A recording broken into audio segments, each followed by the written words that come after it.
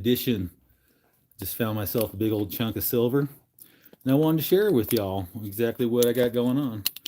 And so I'm going to load this up onto the tripod, and we're going to take a look at some silver items that I've got. I started collecting silver 20 years ago, and I suppose I could bring the prospecting items in here too. I do some silver prospecting as well. We have a lot of awesome silver mining opportunities around here, but most of it's like old school, close to mineral entry and stuff. But I still learn quite a bit from following the mineral veins and learning how all the geology works. And, it might be easier to actually pick the silver up than it is to buy it when it comes to the long run. And depending on the time of the economic season, right now we're on an upswing. Silver is slowly rising. Um, Dollar and a quarter, $1.50 a week right now is what it's been for the last couple of weeks since I made a purchase. And I cleared out. I was looking at my change jar. It was just kind of full, and thinking about inflation, and thought to myself, I'm not spending that money. It's there for a rainy day, but it's losing value. Like losing value. And I wish I thought about this, because I haven't added a lot in the last couple of years. It's literally just been sitting there losing value. And so I went ahead and swapped it out, and I took it to my own bank, and they don't charge me a fee. And I turned that into $100 bills. And then I went to the silver refinery, and I picked up some bullion. And at that time, I picked up a troy pound of silver, basically for the change that was sitting in my drawer. So we've got a couple of Hallmark rounds. Fine. I got a 10-ounce slab. Beautiful 10 troy ounces. So, and then I got, what is this, $4 in face value? Something like that. And $2.50 in face value. So a couple more ounces of silver there. So right there, that's picked up a troy pound for what was sitting in my change drawer. And I've picked up some fun 1-ounce commemorative slabs for. This one here is Cheech and Chong. A friend indeed is a friend in need. Cannabis silver. When I was young, I always figured silver and gold were the same price, and or weed. I should buy an ounce of gold every time I bought an ounce of weed, and it was $200 an ounce back then.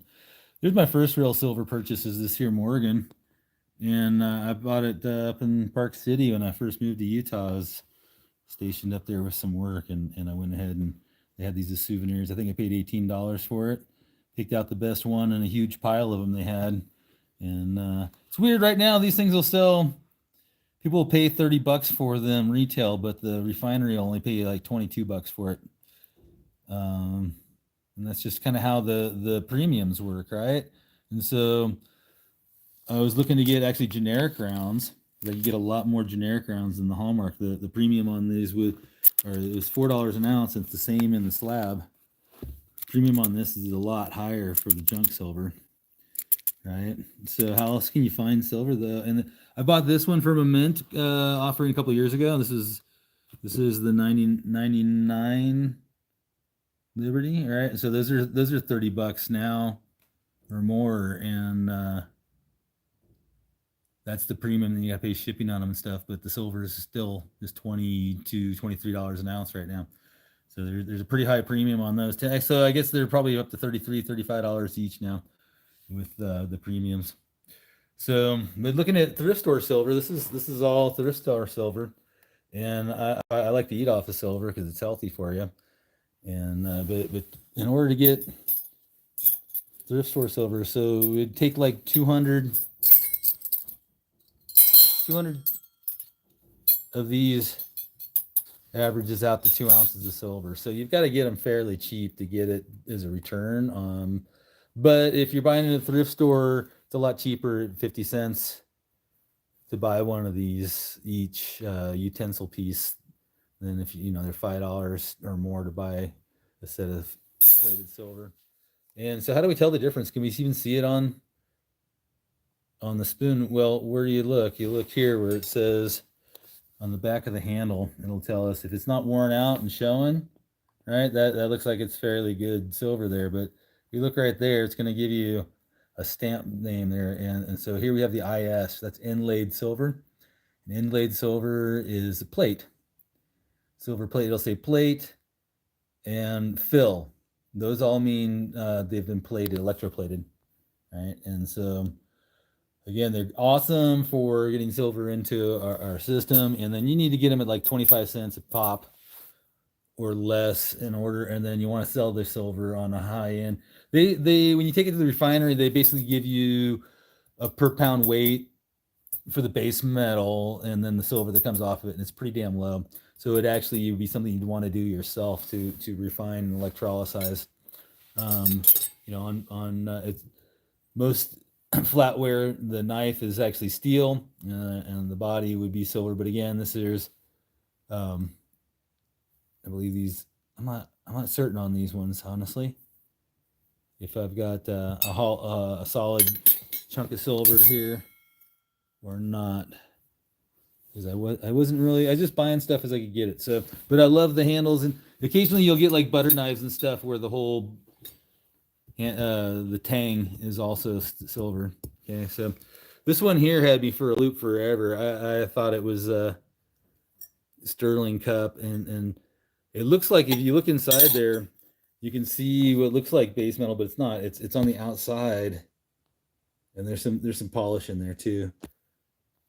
But that stuff is like external, and then so I'd scratch it, and so how you tell there's no mark, the base is gone off of this one, no hallmarks, right? So we'll go ahead and give it the scratch test. And one of the things when I used to do silversmithing in college and stuff, or some of the lessons I did was how this stuff was formed, right? And so the formation of this, where it's two pieces that are put together and everything, this tells me it's older material, and I was really thinking this was true silver, but where we find the truth is when we come in, and I did a scratch test here in the bottom there. So you can see when you scratch it, and in the scratches there, you can see the base metal. It's more of a brassy gold color, right? And so when you scratch it and that color shows up, we know it's not actually solid silver. So here's the score today, though. So I decided to go to the thrift shop. I'm like, I got $10 in my pocket, and I'm going to see if I can't find something worth picking up to resell. And it's missing a handle, right? This is 9-inch, 9.5 inches. But I saw it immediately. I could see it was silver. And I saw it's unusual. I've never seen this design before. And actually, there's quite a few of these available online. And the set goes for $1,500 to $2,500. It's from early 1950s. And I think what happened was a lot of people, you're looking at this, and just the color of it, you can see on the bottom, you can see a little bit of coppery color coming out of there in the tarnish, right? And you kind of see it. There's a little bit of pink orange hue in here. Wish this would focus a little better right now.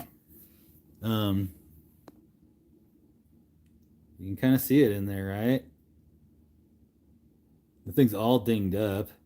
It has no value for anything but scrap, really, or maybe as a decorative. I love using stuff like this for artwork in the background, right? As just still lifes and things. You know, big old dent in it, though, right? So we're not going to refer, but you can see it totally looks like it's like worn down to that same brassy color. And then when you look at the bottom and the hallmark on it, it doesn't tell us if it's plated. Let's see if we can get this to show. There it is. And here we are. Reed and Barton. Let me see if I can get this better. But you can definitely see where I scratched it, though, right? Reed and Barton, 1720 Denmark. Someone just cleaned off that stamp, and so 1720 is the model, and they were sold with a creamer set and a coffee set, I think. a creamer and a sugar. So 1722 and 73. And when you look that up, though, it's going to say silver plate everywhere you get a first response on the internet. And you can see how someone just looking at that would think, yeah, that's probably plate. But without giving the scratch. And so the first scratch, that was after I got in the car with it. The first scratch I did was in the lid. And I just kept saying, man, this is solid. This is solid, which it is. So basically, I scored 27 ounces sterling, 2 pounds pure silver for $10 today. Troy pound is 12 ounces, 12 Troy ounces, right? So anyhow, you know what to look for. Of course, I missed out a few times, and I sold off a whole bunch of plate silver trays and pots that I thought when I bought them might have been real silver. So it takes a minute to learn, and then, but holy cow, that's 2 Troy pound right now. That's a $700 profit I just made on this little pot, or it will be once I cash it out or whatever I do with it. But the true value there is definitely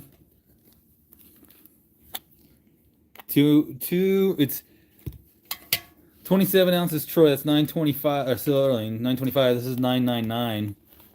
So we'll say it's 26 and a half. So there's 12. There's 13. It's literally twice this right here for $10 today. Of course, it took me a minute, but I didn't have anything else to do. I was going home from the hospital, the doctor. So you too can get rich with silver if you pay attention. But here, let's look at. I'll grab the whole other one if you want to get real about it and go out and mine.